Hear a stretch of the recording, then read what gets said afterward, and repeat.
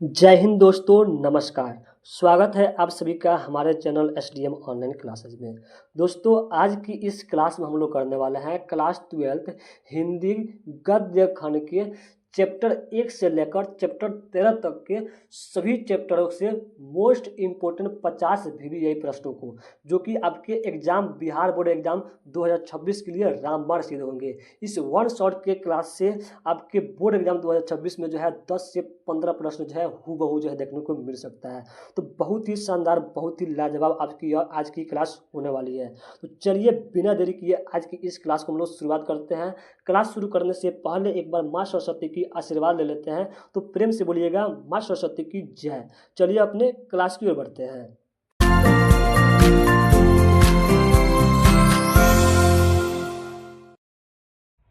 आज के क्लास का सबसे पहला प्रश्न आपके स्क्रीन पर दिख रहा है। प्रश्नों को बहुत ही ध्यान से सुनिएगा, क्योंकि जितने सारे प्रश्न हैं वह सब के सब मोस्ट वीवीआई प्रश्न है, आपके बोर्ड परीक्षा 2026 में आने वाले प्रश्न हैं। पहला प्रश्न क्या है कि बाल कृष्ण भट्ट की रचना बातचीत जो है क्या है। ठीक है, सबसे पहले यह जानिए कि बातचीत जो है किसकी रचना है। तो बालकृष्ण भट्ट की रचना है। यह क्या है आपसे प्रश्न पूछ रहा है। ऑप्शन ए में दिया है एकांकी, ऑप्शन बी में दिया है कहानी, ऑप्शन सी में दिया है यात्रा स्मरण और ऑप्शन डी में दिया है ललित निबंध। तो बालकृष्ण भट्ट की रचना बातचीत क्या है, तो यह एक ललित निबंध है। ऑप्शन डी क्या हो जाएगा यहाँ पे, बिल्कुल सही उत्तर हो जाएगा ऑप्शन डी। ठीक है, चलिए अपने अगले प्रश्न की ओर बढ़ते हैं। अगला प्रश्न है कि बालकृष्ण भट्ट ने कौन सा मासिक पत्र निकाला था। कौन सा मासिक पत्र निकाला था जी, प्रताप या फिर करमवीर या फिर हिंदी प्रदीप या फिर ज्योत्सना। तो आप सभी को मालूम होना चाहिए, हमने पढ़ाया था, है ना। क्या था, तो वह था आपका हिंदी प्रदीप, जो कि कब यहाँ पे निकला था, तो 1877 में। कब, 1877 में। ये भी प्रश्न पूछता है कि बालकृष्ण भट्ट की रचना मासिक जो पत्र है, ठीक है, बालकृष्ण भट्ट द्वारा जो मासिक पत्र था वह कब निकाला गया था, तो 1877 में। आप लोग को याद रखना है कौन सा मासिक पत्र निकाला गया था, तो हिंदी प्रदीप। किसके द्वारा निकाला गया था, तो बालकृष्ण भट्ट के द्वारा निकाला गया था। ऑप्शन क्या हो जाएगा, सी, बिल्कुल यहाँ पे इस प्रश्न का सही उत्तर हो जाएगा। अगले प्रश्न की बढ़ते हैं। आप सभी को बता दें कि जितने सारे यहाँ पे प्रश्न लाए हैं 50 मोस्ट वीवीआई प्रश्न, जो कि आपके 13 क्या तो गद्य खंड से है। ये जितने सारे प्रश्न है वह चैप्टर वाइज है। ठीक है, क्या है, तो चैप्टर वाइज है, मतलब प्रत्येक चैप्टर से जो है 4 से 5 प्रश्न है। 13 बच्चे है ना, ऐसे कर सकते हैं, मतलब 13 चौका ऐसे कर सकते हैं। ठीक है, इस तरह से 52, अर्थात कि 52 जो प्रश्न है, 50 जो प्रश्न है वह क्या है आपके प्रत्येक चैप्टर से है। 4 से 5, 4 से 3 प्रश्न है, और भी चैप्टर वाइज है। ठीक है, क्रमवार तरीके से है। आप इसमें कंफ्यूज नहीं हो पाइएगा कि कौन सा क्वेश्चन कहाँ से आ रहा है। ठीक है, आप चैप्टर याद करते चलिएगा, वहाँ से आपको क्वेश्चन आते रहेगा। ठीक है, चलिए तो अगला प्रश्न क्या है। रॉबिन्सन क्रूसो ने 16 वर्ष के उपरांत किसके मुख से एक बात सुनी थी। एक व्यक्ति थे रॉबिन्सन क्रूसो, जो कि 16 वर्ष के बाद जो है किसी व्यक्ति के मुख से बात सुनी थी। उससे पहले किसी के मुख से बात नहीं सुनी थी, ना ही मानव को शायद देखे होंगे। ठीक है, तो वह जो है किसके मुख से यह बात सुने थे, तो वह सुने थे आपके फ्राइडे के मुख से, जो कि ऑप्शन ए क्या हो जाएगा, बिल्कुल यहाँ पे सही उत्तर हो जाएगा। प्रश्न आपसे ऐसे ही पूछ सकता है कि 16 वर्ष के उपरांत जो है फ्राइडे के मुख से बात कौन सुनते हैं पहली बार, तो रॉबिन्सन क्रूसो। या फिर ऐसे भी प्रश्न पूछ सकता है कि रॉबिन्सन क्रूसो जो है फ्राइडे के मुख से कितने वर्षों के पश्चात जो है क्या सुनते हैं, तो बात सुनते हैं, तो 16 वर्ष के बाद। ठीक है, जिस तरह से प्रश्न घुमा कर पूछे कोई टेंशन नहीं लेना है, सभी तरह के क्वेश्चन आए आपको बना देना है। चलिए अपने अगले प्रश्न की ओर बढ़ते हैं। अगला प्रश्न है 4 नंबर कि बोलने से ही मनुष्य के रूप का साक्षात्कार होता है। यह पंक्ति, यह लाइन, यह बात जो है कौन कहता है। एडिसन कहते हैं, फ्राइडे कहते हैं, बेन जॉनसन कहते हैं, या फिर बालकृष्ण भट्ट कहते हैं। प्रश्न क्या कर रहा है कि बोलने से ही मनुष्य के रूप का साक्षात्कार होता है, मतलब जब मनुष्य कोई बोलता है तभी उसका असली रूप का पता चलता है, उसके हाव भाव स्वभाव का पता चलता है। यह बात कौन कहते हैं, तो यह कहता है कि बेन जॉनसन जी। ऑप्शन क्या हो जाएगा, सी, बिल्कुल यहाँ पे सही उत्तर हो जाएगा। बोलने से बेन जॉनसन आप लोग याद कर सकते हैं। बोलने से जैसे ही प्रश्न आए आपको क्या लगा देना है, तो बोलने से बेन जॉनसन। ठीक है, ट्रिक से ऐसे इसको याद रख सकते हैं। चलिए अपने अगले प्रश्न की ओर बढ़ते हैं। अगला प्रश्न है, अब दूसरा पार्ट से यहाँ पे आ गया है ना। पहला पार्ट से कितना प्रश्न था, तो 4 प्रश्न था। अब आ गया यहाँ पे दूसरा पार्ट से प्रश्न। दूसरा प्रश्न है, पांचवा प्रश्न है दूसरे पार्ट से, कि बिना फेरे घोड़ा बिगड़ता है और बिना लड़े सिपाही। वाह क्या लाइन है, कि बिना फेरे घोड़ा बिगड़ता है, मतलब घोड़ा को जब तक इधर से उधर दौड़ाइएगा नहीं तो वह क्या कर देता है, तो ठान देता है, वो अपना काम कोई सही से नहीं कर पाता है। उसी प्रकार जो सिपाही होते हैं उनको जो है बिना लड़ाई जो है वो भी क्या हो जाते हैं, तो बिगड़ जाते हैं। मतलब कि बिगड़ तो नहीं जाते हैं, लेकिन जब तक वो लड़ते नहीं हैं, जब तक वो युद्ध नहीं करते हैं, तब तक वो एकदम क्या करते हैं, बेचैन रहते हैं उस सबके लिए, युद्ध करने के लिए या फिर अपनी प्रतिभा को दिखाने के लिए। मतलब सिपाही है किस लिए, तो लड़ने के लिए ही है, ठीक है। और ऐसे लड़ते नहीं है तो अपनी प्रतिक्रिया को, अपनी क्षमता को क्या कर देते हैं, तो भूल जाते हैं, नहीं पहचान पाते हैं। तो यह पंक्ति जो है कौन से कहानी में है, तो यह पंक्ति जो आपके उसने कहा था, जो कि किसकी रचना है, तो चंद्रधर शर्मा गुलेरी जी की रचना है। ऑप्शन डी यहाँ पे बिल्कुल सही उत्तर हो जाएगा। कौन से पाठ के लेखक कौन है, ये आप लोग के लिए काफ़ी इंपॉर्टेंट हो जाता है, क्योंकि यहाँ से प्रश्न बनते हैं, ठीक है, कि किस चैप्टर के लेखक कौन है। इसके लिए हमने एक ट्रिक बताया है, ठीक है, कौन से चैप्टर के लेखक कौन है। उस ट्रिक को अगर नहीं देखा है, उस वीडियो को अगर नहीं देखा है, तो इस वीडियो के डिस्क्रिप्शन में उसका लिंक दिया है, वहाँ पर जाकर उस ट्रिक के माध्यम से सभी चैप्टर और उसके लेखक का नाम को जरूर याद कर लीजिएगा, ठीक है।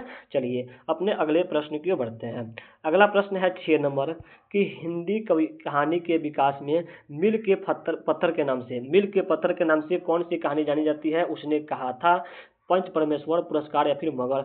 आप लोग को बताया है शुरू में ही कि चैप्टर वाइज जो है क्या है, तो ये सभी प्रश्न है। तो यहाँ पे चैप्टर हम लोग दूसरा प्रश्न कर रहे हैं, दूसरा चैप्टर कर रहे हैं, तो आपको पता भी होना चाहिए कि मिल के पत्थर जो है कौन से चैप्टर का है, तो दूसरा चैप्टर अर्थात कि उसने कहा था, है ना।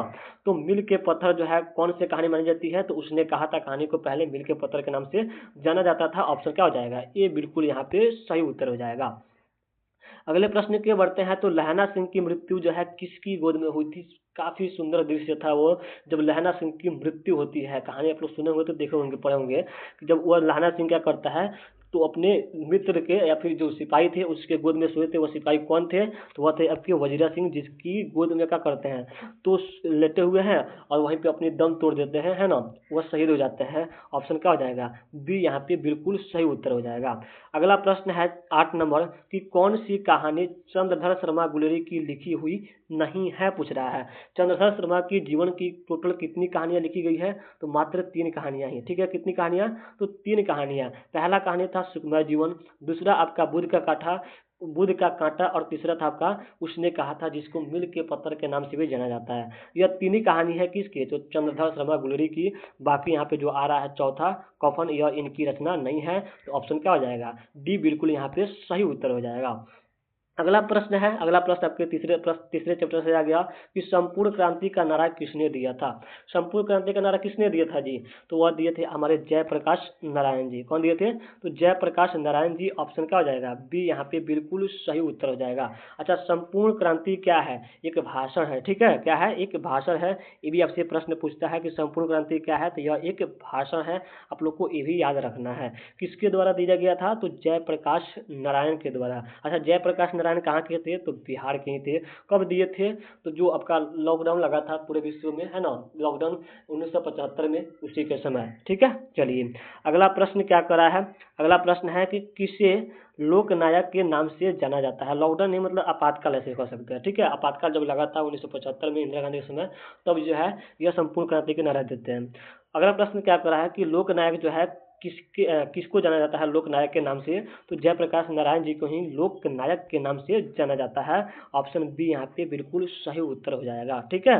चलिए अगला प्रश्न क्या करा है, संपूर्ण क्रांति के दौरान भारत के प्रधानमंत्री कौन थे, है ना। पहले ही बताया हमने कि उस समय भारत के प्रधानमंत्री कौन थे, तो इंदिरा गांधी थी, जो आपातकाल लगाई थी 1975 में। ऑप्शन बिल्कुल यहाँ पे सी इस प्रश्न का सही उत्तर हो जाएगा।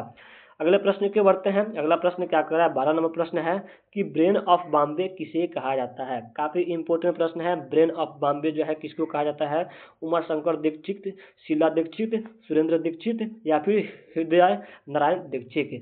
तो यहाँ पे जो है ब्रेन ऑफ बॉम्बे जो है उमा शंकर दीक्षित को कहा जाता है। ऑप्शन ए बिल्कुल यहाँ पे सही उत्तर हो जाएगा।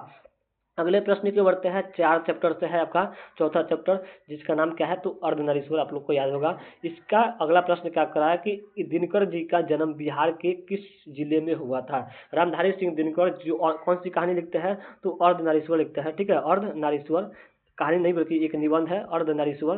किसकी रचना है? तो रामधारी सिंह दिनकर जी की है। दिनकर क्या है? तो इनकी उपाधि है। ठीक है, ये भी याद रखिएगा कि दिनकर जी को कौन सी उपाधि मिली थी, रामधारी सिंह को कौन सी उपाधि मिली थी, प्रश्न पूछता है तो आप लोग बताइएगा का तो दिनकर है ना, दिनकर इनकी क्या है? तो उपाधि है। यह बिहार के थे। बिहार के कौन से जिला से? तो बेगूसराय या फिर सिमरिया कह सकते हैं। ऑप्शन बी यहाँ पे बिल्कुल इस प्रश्न का सही उत्तर हो जाएगा। अगला प्रश्न क्या कर रहा है देख रहे हैं, जितने सारे प्रश्न है वो सबके सब VVI है, एकदम टॉप मोस्ट VVI प्रश्न है। आपके बोर्ड एग्जाम में सबसे अधिक पूछे जाने वाले प्रश्न है यह, है ना। चलिए अगला प्रश्न है कि दिनकर को उर्वशी रचना पर कौन सा पुरस्कार मिला था? VVI प्रश्न है। दिनकर जी को उर्वशी, अच्छा उर्वशी किसकी रचना है? तो रामधारी सिंह दिनकर की रचना है। ऐसे भी प्रश्न पूछ सकता है। इस रचना पर उनको जो है कौन सा पुरस्कार मिलता है, आपसे यह प्रश्न पूछा है। इस रचना पर उनको जो है भारतीय ज्ञानपीठ का पुरस्कार मिलता है। कौन सा? तो भारतीय ज्ञानपीठ पुरस्कार मिलता है। ऑप्शन सी यहाँ पे सही उत्तर हो जाएगा। एक और प्रश्न हम आपसे करते हैं, साहित्य अकादमी पुरस्कार जो है किस रचना पर मिलती है? हमने यह प्रश्न करा दिया है, जो चौथा चैप्टर पढ़ाया है उसमें यह प्रश्न कराया है कि साहित्य अकादमी पुरस्कार जो है किस रचना पर मिली है ना। यह आप लोग को कमेंट्स करना है, कमेंट्स करके जरूर बताइएगा कि दिनकर जी को साहित्य अकादमी पुरस्कार जो है किस कृति पर मिली है। चलिए अपने अगले प्रश्न को बढ़ते हैं। अगला प्रश्न है कि अर्धनारीश्वर जो है किसका कल्पित रूप है? अर्धनारीश्वर किसकी रचना है? तो रामधारी सिंह दिनकर की। अर्धनारीश्वर का मतलब क्या होता है? तो आधा नर और आधा नारी। क्या होता है? आधा नर और आधा नारी। यह जो कहानी लिखा गया, जो निबंध लिखा गया है, इसमें जो है किसको बताया गया है कल्पित रूप? तो शिव और पार्वती की। आप लोग फोटो में भी देखे होंगे कभी ना कभी, आधा शिव भगवान की मूर्ति और आधा माता पार्वती की। तो यहाँ पे क्या हो जाएगा? ऑप्शन ए यहाँ पे बिल्कुल सही उत्तर हो जाएगा। शिव और पार्वती जी की क्या है? तो कल्पित रूप है। कैसा रूप है? तो कल्पित रूप है अर्धनारीश्वर। ठीक है, ऐसे ही प्रश्न पूछता है। चलिए अगला प्रश्न है 16 नंबर की। प्रेमचंद्र के अनुसार नारी जब पुरुष का गुण सीखती है तब वह क्या हो जाती है? वह नारी जब किसका? तो पुरुष का गुण ले लेती है। ठीक है, तब वह क्या बन जाती है? एक आकर्षक, एक साहसी, एक कोमल या फिर एक राक्षसी। ठीक है, ध्यान दीजिएगा प्रश्न में बहुत ही यहाँ पे गहरा भाव छुपा हुआ है। नारी जब पुरुष का गुण लेती है तो वह क्या हो जाती है? वह राक्षसी हो जाती है। ऐसा कहानी में बताया गया है, इस निबंध में बताया गया है कि जब भी नारी जो है पुरुष का गुण लेती है, किसका गुण लेती है? अच्छा आप लोग बताइएगा। यहाँ पर हम अपना कुछ तर्क दे रहे हैं। नारी किसका गुण लेती है? पुरुष का। तो क्या बनती है? राक्षसी बनती है। अर्थात कि यह गुण किसमें है? बिल्कुल यहाँ पे पुरुष में है। क्यों? क्योंकि पुरुष से ही यह सीखती है और तभी नारी बनती है। समझ रहे हैं ना? मतलब ये मेरा भाव है, मेरा विचार है।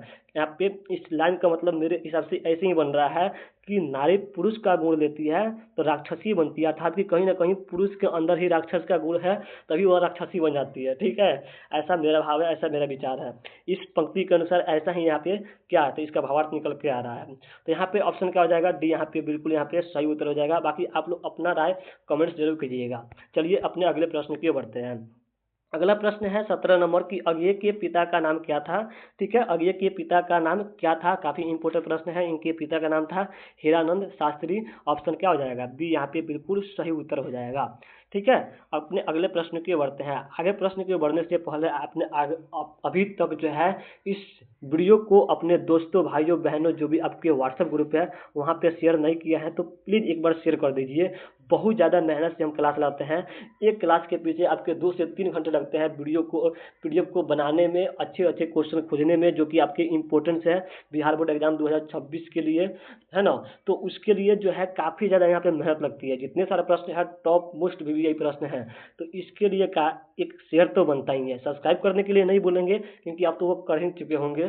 शेयर जरूर कीजिए। जो भी आपका व्हाट्सएप ग्रुप पे, जो भी आपके भाई बहन, जो भी आपके दोस्त हैं जो इंटर की तैयारी करते हैं या फिर आगे साल तैयारी करेंगे, उनके पास जरूर शेयर कर दीजिए। और चैनल को सब्सक्राइब भी कर दीजिएगा क्योंकि यह चैनल आपके लिए काफ़ी ज़्यादा महत्वपूर्ण, हेल्पफुल सिद्ध होने वाली है बिहार बोर्ड एग्जाम 2026 के लिए। ठीक है, चलिए अपने अगले प्रश्न की ओर बढ़ते हैं। अगला प्रश्न है, अज्ञे जी की कौन सी कहानी गैगरिन के शीर्षक नाम से प्रसिद्ध है? गैगरिन जो है कौन सी कहानी को कहा जाता है? अच्छा, अज्ञे के कहानी का नाम क्या है? रोज। तो यहाँ पे बिल्कुल क्या हो जाएगा? डी यहाँ पे सही उत्तर हो जाएगा। ठीक है, क्या हो जाएगा? तो डी यहाँ पे सही उत्तर हो जाएगा। रोज को ही गैंग्रीन के नाम से जाना जाता है। गैंग्रीन क्या है आपकी, तो यह एक बीमारी है। गैंग्रीन क्या है, एक बीमारी है, मतलब घाव से उत्पन्न बीमारी है, ठीक है। जब घाव हो जाता है, पैर में कट जाता है, उसी को गैंग्रीन बोलते हैं। वह उस जब वह घाव बड़ा हो जाता है, कुछ अलग टाइप का हो जाता है, तो उसको गैंग्रीन बोलते हैं, ठीक है। चलिए अपने अगले प्रश्न की ओर बढ़ते हैं। अगला प्रश्न है कि रोज कहानी में मालती मिट्टी के बर्तन में गर्म पानी से क्यों धो रही है। मिट्टी के बर्तन को गर्म पानी से क्यों धो रही है। आप लोग कहानी पढ़े होंगे, तो उसमें मालती क्या करती है, मिट्टी के बर्तन को गर्म पानी से धो रही है। किसके लिए, चाय बनाने के लिए, दूध गर्म करने के लिए, दही जमाने के लिए, या फिर खाना पकाने के लिए। तो बिल्कुल यहाँ पे दही जमाने के लिए जो है मालती क्या करती है, तो मिट्टी के बर्तन को गर्म पानी से धोती है। ऑप्शन सी यहाँ पे सही उत्तर हो जाएगा। अच्छा, एक आप लोग बताइए कि मिट्टी के बर्तन को किस पानी से धोती है। हाँ, गर्म पानी से। ऐसी भी प्रश्न पूछ सकता है। अच्छा, मिट्टी के बर्तन से मालती गर्म पानी जो है किस कहानी में धोती है, तो बिल्कुल यहाँ पे रोज कहानी में धोती है। ऐसे कैसे हूँ घुमाकर प्रश्न दे, आपका उत्तर एकदम सही होना चाहिए। इसीलिए अच्छे से बातों को सुनिए, ठीक है। जिस तरह से प्रश्न घुमा कर देगा उस तरह से हम आपको बताने वाले हैं। चलिए अपने अगले प्रश्न की ओर बढ़ते हैं। अगला प्रश्न है 20 नंबर कि मालती के पति किस बीमारी का ऑपरेशन करके आए थे, ठीक है। इस कहानी में जो है, इस कहानी का नाम ही क्या है, रोज, जिसका दूसरा नाम क्या है, गैंग्रीन। और गैंग्रीन क्या है, एक बीमारी है, और इसी बीमारी का क्या, तो इलाज करते हैं कौन, तो मालती के पति महेश्वर। उनके पति का नाम क्या था, तो महेश्वर नाम था, ठीक है। आप लोग याद रखिएगा। ऑप्शन सी यहाँ पे बिल्कुल सही उत्तर हो जाएगा। गैंग्रीन नामक बीमारी का इलाज करते हैं इनके पति महेश्वर, डॉक्टर महेश्वर, ठीक है। एक और बात है कि मालती के पति क्या थे, तो डॉक्टर थे। ऐसे भी प्रश्न पूछता है। चलिए अगले प्रश्न की बढ़ते हैं। अगला प्रश्न बिल्कुल यहाँ पे भगत सिंह के नाम पर है ना। भगत सिंह का जन्म जो है कब हुआ था, आपसे अगला प्रश्न पूछा गया है। काफी इंपोर्टेंट प्रश्न है यहाँ पे।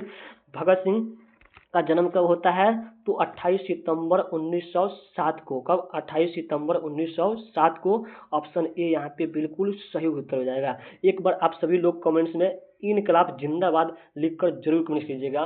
कमेंट्स में सबके, जो भी यह वीडियो देख रहा है, जो भी क्लास कर रहे हैं, सबके मोबाइल से यहाँ पे कमेंट्स आना चाहिए इनकलाब जिंदाबाद का। और आप एक सच्चे हिंदुस्तानी है तो, ठीक है। अगर आप सच्चे हिंदुस्तानी है, इस देश से प्यार करते हैं, तो इनकलाब जिंदाबाद का नारा जरूर कमेंट कीजिएगा।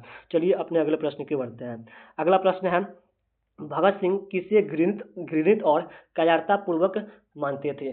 कौन सा काम था जिसको वह घृणित मानते हैं या फिर कायरपूर्व मानते हैं, मतलब कायरता कहते हैं, देश की सेवा को कायरता कहते हैं, या फिर देश से भागना उसको कायरता कहते हैं, या फिर आत्महत्या को कायरता रूप देते हैं। तो भगत सिंह जो कहता है कि जो व्यक्ति आत्महत्या करता है उससे बड़ा कायर इस दुनिया में कोई नहीं है, वह सबसे बड़ा कायर है। ऑप्शन सी यहाँ पे बिल्कुल सही हो जाएगा। अच्छा, तो कायरता पूर्वक किसको मानते हैं, आत्महत्या को, ठीक है। इसके विपरीत क्या है, तो वो कहता है कि साहसी वाला काम क्या है, तो आत्महत्या को छोड़ो, उसके लिए अपने देश के लिए क्या करो, तो मर मिटो, फांसी पर लटक जाओ। यह सबसे उत्तम तरीका है अपने देश सेवा के लिए, फांसी पर लटक जाओ। यह कायरपूर्वक नहीं है, यह साहसी लोगों का काम है, ठीक है।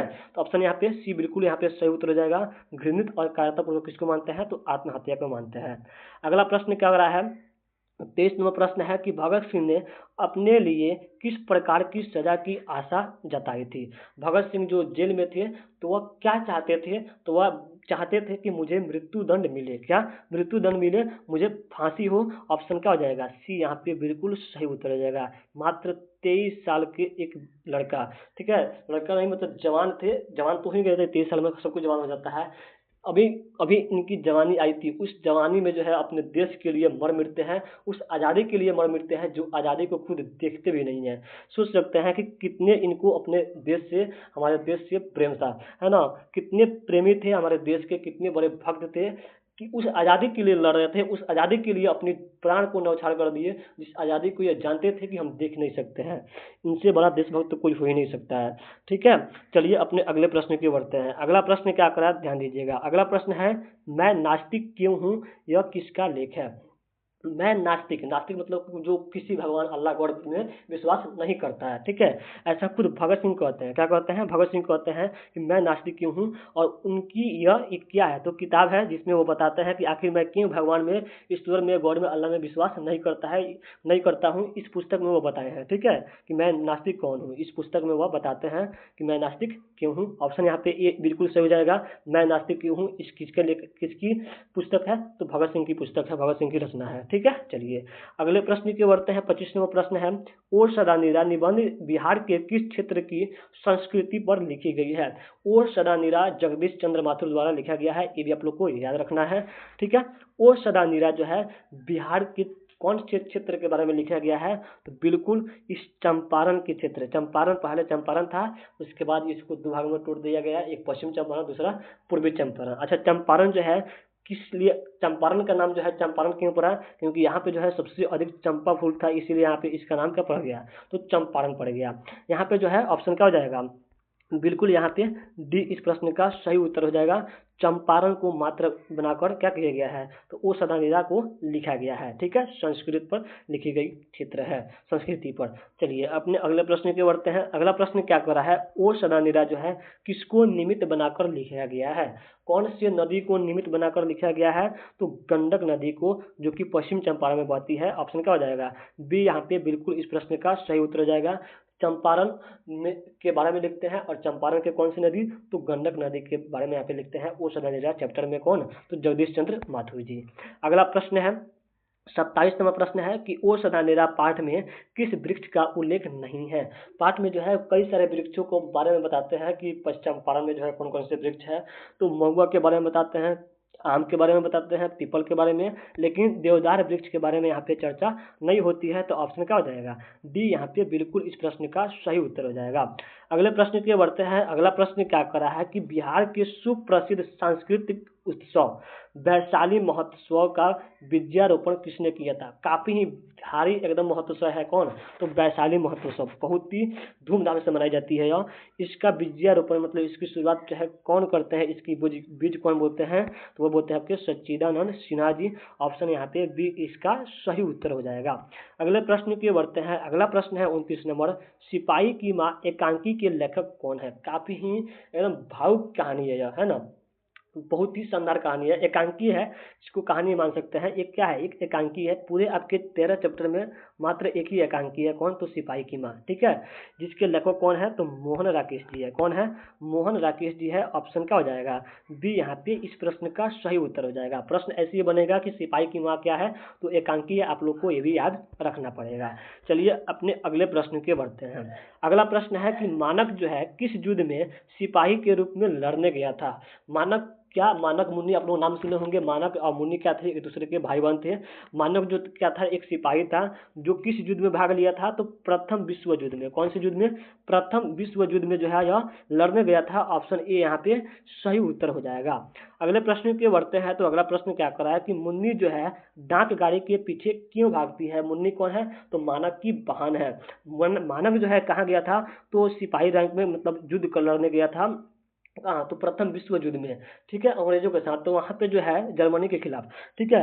तो वहाँ पे जो है मुन्नी जो क्या करती है, अपने भाई की चिट्ठी के लिए क्या करती है? तो गाड़ी के पीछे भागती है ना। किसके लिए? तो जो चिट्ठी आई थी उसके लिए जो है गाड़ी के पीछे भागती है। ऑप्शन सी यहाँ पे सही उत्तर हो जाएगा। इसका अगला प्रश्न है कि मुन्नी जो है किस दिन जो है मानक की चिट्ठी आने की भविष्यवाणी करती है? मानक मुन्नी बोलती है कि मेरे भाई का जो चिट्ठी है, मानक का जो चिट्ठी है, वह ज़्यादातर जो है इस दिन को आता है। किस दिन को? तो मंगलवार को। अर्थात कि जो अगला चिट्ठी आएगा, वह भाई की जो अगली चिट्ठी आएगी वह जो है मंगलवार को ही आएगी। ऐसी वह क्या करती है? तो भविष्यवाणी करती है। ऑप्शन डी यहाँ पे सही उत्तर हो जाएगा।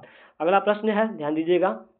33वां प्रश्न है आपका 9वां चैप्टर से कि नामवर सिंह द्वारा लिखित प्रगीत और समाज क्या है? सबसे पहले प्रगीत और समाज के लेखक कौन है? तो नामवर सिंह जी है, ठीक है। यह क्या है? आपसे अगला प्रश्न पूछ रहा है, एक आलोचना है या फिर एक आलोचनात्मक निबंध है? आलोचना तो है ही, लेकिन यह क्या है? एक आलोचनात्मक निबंध है। क्या है? एक निबंध है। ऑप्शन यहाँ पे बी इस प्रश्न का सही उत्तर हो जाएगा। अगर ऑप्शन में यहाँ पे निबंध नहीं दे, ऑप्शन में जैसे मान लीजिए यहाँ पे हम कहानी दे देते हैं, क्या कहानी। अब मान लीजिए यहाँ पे आलोचनात्मक निबंध नहीं है, तब इसका उत्तर क्या हो जाएगा? तब आप लोग यहाँ पे आलोचना मारिएगा, ठीक है। आलोचना को यहाँ पे टिक कीजिएगा। उम्मीद है कि समझ में आ गया होगा। चलिए अगले प्रश्न की ओर बढ़ते हैं। अगला प्रश्न है, दूसरी परंपरा की खोज किसकी रचना है? जो आपका नामवर सिंह की जो यह रचना है, इसमें जो है सबसे ज़्यादा यही चीज पढ़ना होता है, कौन सी रचना किसकी है, कौन सी रचना किसकी है। तो यहाँ पे अगला प्रश्न है कि दूसरी परंपरा की खोज जो है किसकी है? तो यह आपकी है किसकी? तो नामवर सिंह की ही है। ऑप्शन क्या हो जाएगा, ऑप्शन यहाँ पे बी इस प्रश्न का बिल्कुल यहाँ पे सही उत्तर हो जाएगा। अगले प्रश्न की बढ़ते हैं। अगला प्रश्न आपके अगले चैप्टर से आ गया कि हेडमास्टर कलीराम ने किसे मैदान में झाड़ू लगाने के लिए कहा था। आपके 9 चैप्टर से जो है मात्र 2 ही क्वेश्चन ये है प्रगति और समाज से, क्योंकि यह चैप्टर उतना इंपॉर्टेंट नहीं है, यहाँ से ज़्यादा प्रश्न नहीं बनते हैं। ठीक है, चलिए अगला प्रश्न है, ध्यान देते हैं। अगला प्रश्न क्या कर रहा है कि हेडमास्टर कलीराम ने किसे मैदान में झाड़ू लगाने के लिए बोला था। अच्छा, हेडमास्टर का नाम क्या था, तो कलीराम था। क्या नाम था, कलीराम था। जो है किसको जो है मैदान में झाड़ू लगाने के लिए बोलते हैं, तो ओम प्रकाश वाल्मीकि जी को ही बोलते हैं। ओम प्रकाश वाल्मीकि जी क्या है, तो इसकी रचना क्या, तो यहाँ पे जो है इसी रचना के क्या है, तो लेखक है ओम प्रकाश वाल्मीकि। जूठन कौन सा चैप्टर है, तो जूठन के लेखक कौन है, तो ओम प्रकाश वाल्मीकि जी है। ठीक है, कौन सी है, तो ओम प्रकाश वाल्मीकि की रचना क्या है, जूठन। इस रचना में जो है वो खुद बताते हैं कि जब मैं पढ़ाई कर रहा था तो उस समय जो है स्कूल लेट से गया 2-3 दिन बाद गया, तो वहाँ पे हेडमास्टर क्या करता है, मुझे क्लास से बाहर निकाल कर पीटता है, उठाकर बरामदा में फेंक देता है, फिर मुझसे क्या करता है, पूरे मैदान में झाड़ू लगवाता है ना। तो यहाँ पे जो क्या हो जाएगा, ऑप्शन यहाँ पे बी यहाँ पे बिल्कुल यहाँ पे सही उत्तर हो जाएगा। जब ये झाड़ू लगाते हैं तो फिर इनके पिताजी आते हैं, और इनके पिताजी क्या करते हैं कि इनके हाथ से झाड़ू छीन कर फेंक देते हैं, और क्या बोलते हैं कि कौन है वो मास्टर जो मेरे लड़के से झाड़ू लगवाए है, मतलब एकदम गुस्सा हो जाते हैं। ठीक है, चलिए उम्मीद है कि समझ में आ गया होगा। अगले प्रश्न की ओर बढ़ते हैं। अगला प्रश्न है, ओम प्रकाश वाल्मीकि के पिताजी का नाम क्या था। हाँ, प्रश्न आ ही गया, इनके पिताजी का नाम क्या था, तो इनके पिताजी का नाम छोटे लाल या फिर छोटन लाल, कहीं कहीं पे छोटे लाल देता है, कहीं कहीं पे छोटन लाल देता है। ऑप्शन ए यहाँ पे सही उत्तर हो जाएगा। यहीं जब आते हैं स्कूल में देखते हैं अपने बच्चे को, मतलब कि ओम प्रकाश वाल्मीकि जी को, कि क्या कर रहा है, तो झाड़ू लगा रहे हैं स्कूल में, तो क्या करते हैं, एकदम गुस्सा हो जाते हैं, बोलते हैं कि कौन है वो मास्टर, कौन है वो हेडमास्टर जो मेरे बेटे से झाड़ू लगवाता है, उसको छोड़ूंगा मैं नहीं, है ना। चलिए अपने अगले प्रश्न की बढ़ते हैं। अगला प्रश्न क्या है कि भाभी जी आपके हाथ का खाना तो बहुत ही जायकेदार है, मतलब बहुत ही अच्छा है, यह बात जो है कौन कहते हैं। बहुत ही सुंदर यहाँ पे प्रश्न आ गया कि भाभी जी आपके हाथ का खाना बहुत ही क्या है, तो मजेदार है, लाजवाब है, यह बात कौन कहते हैं, तो यह कहता है आपके सुरेंद्र सिंह। ऑप्शन ए यहाँ पे सही उत्तर हो जाएगा। अगला प्रश्न है 38 नंबर कि कौन सा मास्टर है जो मेरे लड़के से झाड़ू लगवाए है। यह कथन किसका है, अभी हमने बताया है कि उसके पिताजी आते हैं, झाड़ू को छीनते हैं, फेंक देते हैं, और बोलते हैं कि कौन है वो टीचर, कौन है वो मास्टर जो मेरे बेटे से झाड़ू लगवा रहा है ना। तो कौन कहते हैं, तो लेखक के पिताजी ही कहते हैं, छोटे लाल जी कहते हैं। किसके पिताजी थे, तो ओम प्रकाश वाल्मीकि जी के पिता थे। ऑप्शन क्या हो जाएगा, सी बिल्कुल यहाँ पे सही उत्तर हो जाएगा। अगला प्रश्न है 39 नंबर, मलयज ने जख्म पर फूल नामक कविता जो है कब लिखी थी। काफी इंपोर्टेंट प्रश्न है। जख्म पर फूल नामक कविता जो है कब लिखते हैं, तो यह लिखते हैं आपके 1971 में। ऑप्शन क्या हो जाएगा, बी यहाँ पे सही उत्तर हो जाएगा। अच्छा, मलयज जी के रचना का नाम क्या है, तो हंसते हुए मेरा अकेलापन। मुझको ये सारी चीजें कैसे याद है, क्योंकि हमने खुद ट्रिक से याद किया है और आपको भी याद कराने की कोशिश किया है। उसके ऊपर यहाँ पे एक वीडियो बनाए हैं कि लेखक के नाम का ट्रिक, अगर आपने नहीं देखा है कि कौन से लेखक के नाम क्या है, तो इस वीडियो को देखने के बाद इस वीडियो के डिस्क्रिप्शन में एक लिंक दिया है, लेखक के नाम का ट्रिक, बहुत ही शानदार ट्रिक है। उस ट्रिक के माध्यम से सभी चैप्टर और उनके लेखक के नाम आपको चुटकी में याद हो जाएंगे, तो उसको जरूर कीजिएगा। ठीक है, चलिए अपने अगले प्रश्न की ओर बढ़ते हैं। अगला प्रश्न है 40 नंबर कि मलयज के अनुसार किस कर्म के बिना मानवीयता जो है अधूरी है। कौन सा कर्म है जिसके बिना मानवीयता अधूरी है, तो रचनात्मक कर्म के बिना जब हम इस दुनिया में आए हैं तो कुछ रच के जाए, है ना। ऑप्शन ए यहाँ पे बिल्कुल यहाँ पे सही उत्तर हो जाएगा। अगला प्रश्न क्या करा है, मलयज के छात्र जीवन में किस रोग से ग्रसित थे। मलयज जी को छात्र जब थे, या जब छात्र थे, जब पढ़ाई कर रहे थे, तो उस समय इनको एक रोग हुआ था। वह रोग का नाम क्या था, तो क्षय रोग था। कौन सा रोग था, तो क्षय रोग था। ऑप्शन यहाँ पे सी इस प्रश्न का बिल्कुल सही उत्तर हो जाएगा। अगले प्रश्न के बढ़ते हैं। अगला प्रश्न है 30, जो कि 12 नंबर प्रश्न है, सॉरी 12 नंबर चैप्टर है 30, जिसके लेखक कौन है। यह क्या है, एक कहानी है। इसके लेखक कौन है, तो उदय प्रकाश जी है। कौन है, उदय प्रकाश जी है। 30 के लेखक कौन है, तो उदय प्रकाश। अच्छा, इसको कैसे बता दिए इतना कॉन्फिडेंस के साथ, तो देखिए तिरछ मतलब कि तिरछे, ठीक है, तिरछे ऐसे समझ लीजिए। तिरछे क्या होता है, तो प्रकाश की उदय होती है। जब भी सूरज का उदय होता है तो उसकी प्रकाश कैसे निकलती है, तो तिरछे निकलती है। मतलब तिरछे मतलब कि तिरछ, और उदय होती है मतलब निकलती है क्या, तो प्रकाश। तो उदय प्रकाश है यहाँ पे हो गया। ठीक है, ट्रिक के माध्यम से सभी चैप्टर के यहाँ नाम हमने कराया है, उसको जरूर कीजिएगा। ठीक है, चलिए अपने अगले प्रश्न की बढ़ते हैं। अगला प्रश्न है तिरछ का अर्थ क्या होता है। तिरछ क्या होता है, एक जंगली सांप है, एक दरियाई घोड़ा है, एक भेड़िया है, या फिर एक बिस्खाफर है, मतलब कि जहरीला लिजार्ड इसको बोलते हैं। तो ऑप्शन यहाँ पे डी इसका सही उत्तर हो जाएगा। तिरछ मतलब होता है एक विशाखा पर बिस्खाफर अर्थात कि जहरीला लिजार्ड। कहीं कहीं पे यह ऑप्शन नहीं देगा, क्या कौन सा ऑप्शन, तो यही ऑप्शन, यही का मतलब कौन, विशाखा पर, है ना। यह जो है ऑप्शन कभी कभी नहीं देता है, तो क्या देता है आप लोग जान लीजिए, छिपकली टाइप का एक कीड़ा देता है। मतलब मान लीजिए कि विशाखा पढ़ के जब आपको क्या दे दे, तो छिपकली टाइप का एक कीड़ा दे देता है ऑप्शन में, तो आप लोग उसको लगाइएगा।